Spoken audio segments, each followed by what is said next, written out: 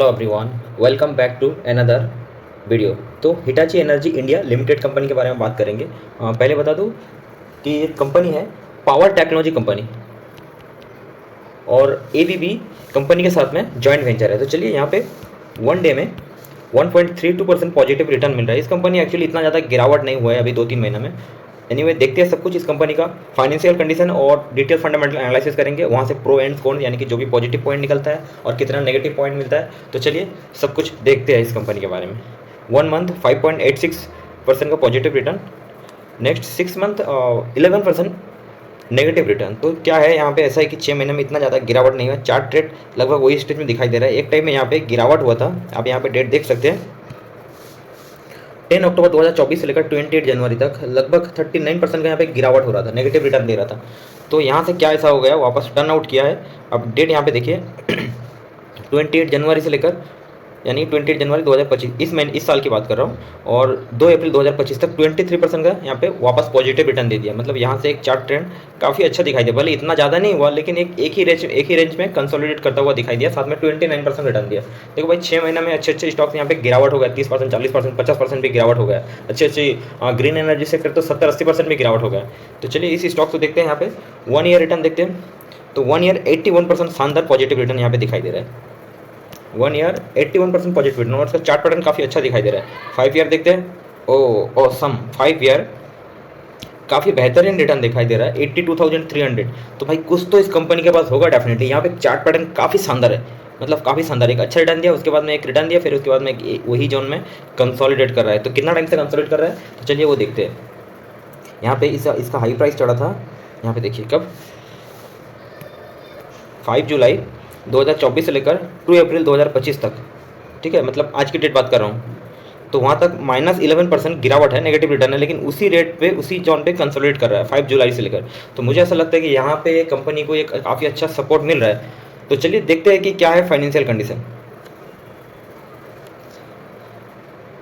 तो यहाँ पे समझते हैं Hitachi energy India limited, basic about check करते हैं जो बेसिक कंपनी का काम क्या है।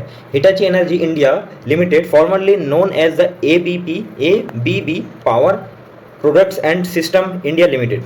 तो इसके साथ में जॉइंट वेंचर यहाँ पे क्या है, was created in 2019 as a joint venture between Hitachi and ABP power grids.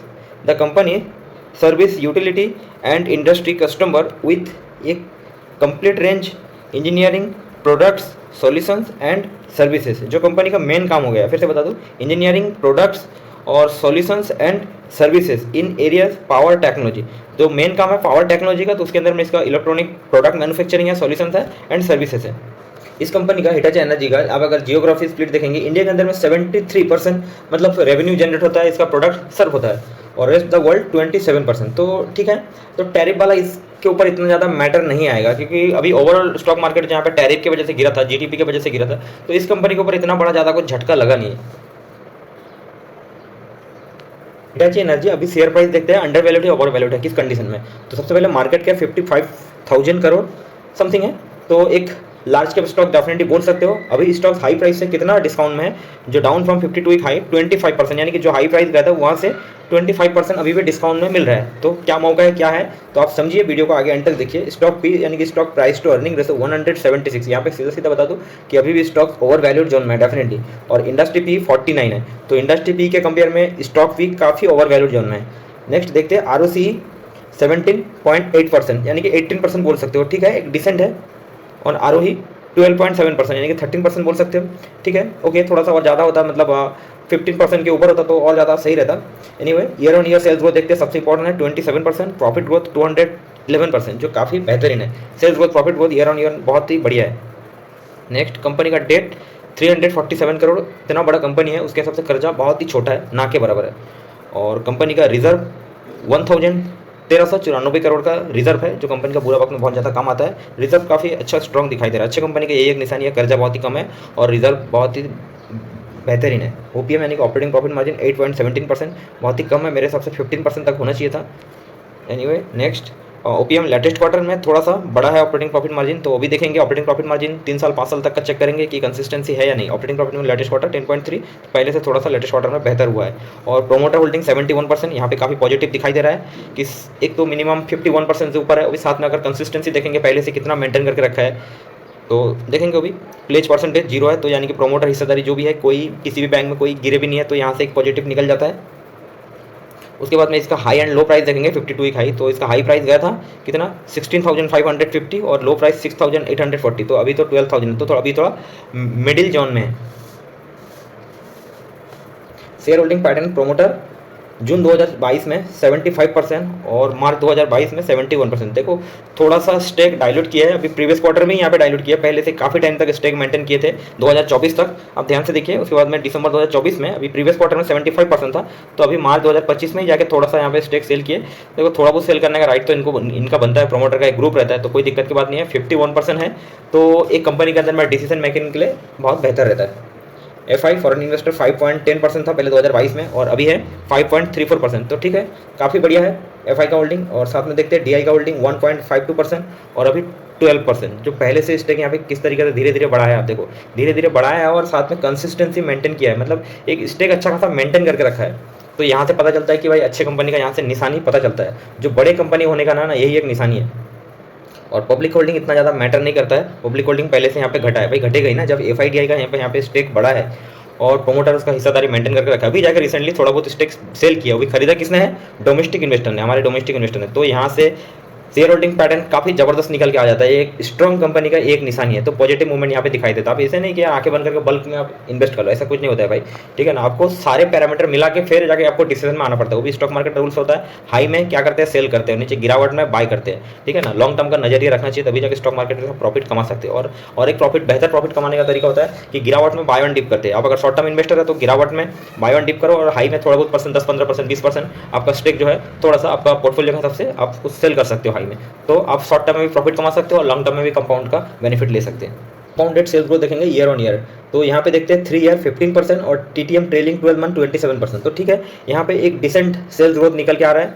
Next compounded profit growth 3 year 11% और TTM यानी कि ट्रेलिंग 12 मंथ 211%। भाई यहाँ पे ऐसा क्या हो गया, जो ट्रेलिंग 12 मंथ सेल्स ग्रोथ 27% और ट्रेलिंग 12 मंथ प्रॉफिट ग्रोथ 200, तो यहाँ पे समझेंगे कि भाई क्या है माजरा, अदर इनकम ऐड हो गया, क्या ऐसा हो गया जो इतना कमाल हो गया। तो इसके लिए quarter on quarter sales growth profit growth check करेंगे, तो ठीक है यहाँ पे तो डेटा अच्छा दिख रहा है, लेकिन यहाँ पे चेक करना जरूरी है। प्रॉफिट एंड लॉस में year on year sales growth profit growth देखेंगे, तो यहाँ पे दिसंबर 2019 से है, ठीक है। तो देखते हैं सेल्स यहाँ पे पहले 3,236 करोड़ था और मार्च 2024 में 5,237 करोड़, तो यहाँ पे सेल्स यहाँ पे हर बार यहाँ पे बढ़ा है और ट्रेलिंग 12 मंथ में 6,197 करोड़ सेल्स बढ़ा है। और ऑपरेटिंग प्रॉफिट मार्जिन एक कंसिस्टेंसी दिखाई दे रहा है, लेकिन पहले 10% हुआ करता था, वहाँ पे थोड़ा बहुत डाउन हुआ है, तो उसके बाद में एक मेंटेन किया। तो यहाँ पे अगर 10 to 15% होता तो और ज़्यादा मज़ा आ जाता है। एनीवे यहाँ पे अदर इनकम इतना भी ज़्यादा यहाँ पे ऐड नहीं हुआ है, पहले माइनस में था अदर इनकम, यहाँ पे थोड़ा बहुत अदर इनकम यहाँ पे ऐड हो रहा है। एनीवे नेक्स्ट नेट प्रॉफिट 2019 में 165 करोड़ हो रहा था और अभी 2024 में 164 करोड़, तो लगभग उसी स्टेज जोन में है।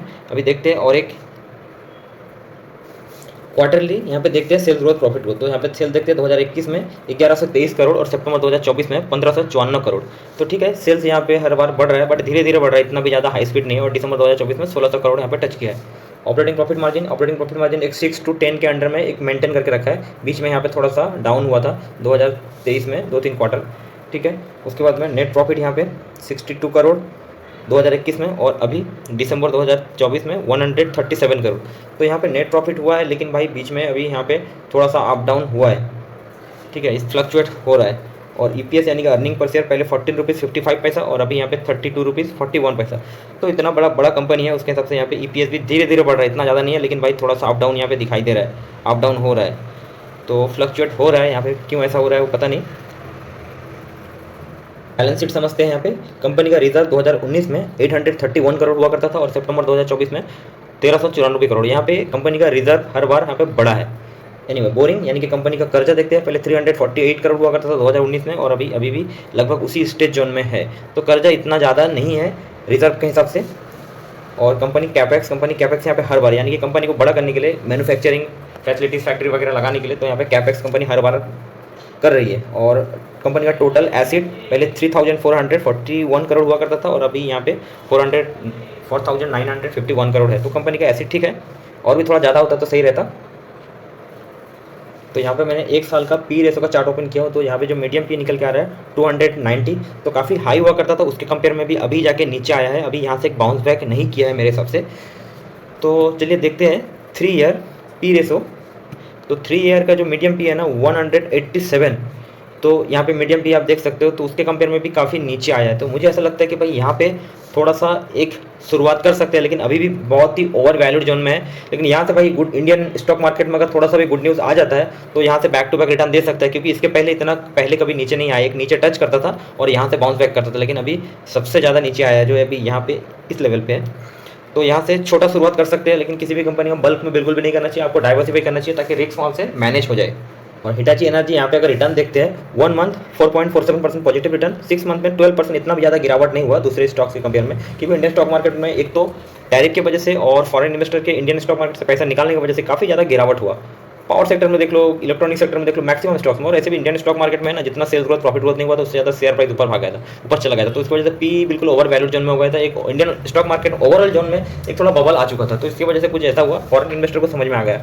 एनीवे नेक्स्ट देखते हैं 1 ईयर का रिटर्न 77% पॉजिटिव रिटर्न है, बहुत अच्छा है। 3 ईयर 255% रिटर्न, काफ़ी बेहतरीन है। 5 ईयर रिटर्न 1454%, मतलब 14 से 54% भाई 5 साल में यार कहाँ पे रिटर्न मिलता है, कौन सा बिजनेस रिटर्न मिलता है। इसीलिए मैं बोलता हूँ स्टॉक मार्केट में आप कोई भी स्टॉक सिलेक्ट करते हो यार, आप अगर 1-2 साल के लिए करते हैं फिर क्या मजा है यार। तो वहाँ पे आप सोचो स्टॉक मार्केट में क्या होता है, जब 1 साल में 1200-1300%, 1500% रिटर्न दे देना, तो वहाँ से कुछ प्रॉफिट बुकिंग कर सकते हो।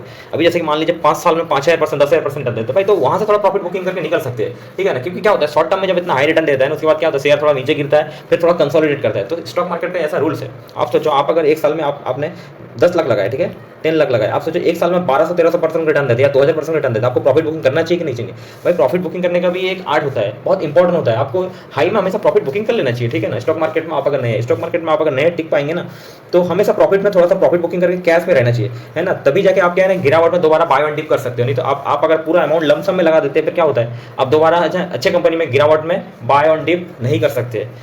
Thank you so much. इस स्टॉक ने मल्टीपल रिटर्न दिया है। इस स्टॉक्स के बारे में जो भी फंडामेंटल, जो भी पॉजिटिव नेगेटिव जो बताया हूँ, बाय सेल का कोई रिकमेंडेशन नहीं है, जस्ट आप स्टडी पर्पस के लिए लीजिएगा। Thank you so much. और आप कमेंट्स करके कुछ सुझाव देना चाहते हैं तो दीजिए, और वीडियो अगर सही लगे तो सब्सक्राइब कीजिए, और अगर सही नहीं लगे तो डिसलाइक कीजिए। मैं वीडियो को और बेहतर करने की कोशिश करूँगा। Thank you, good bye.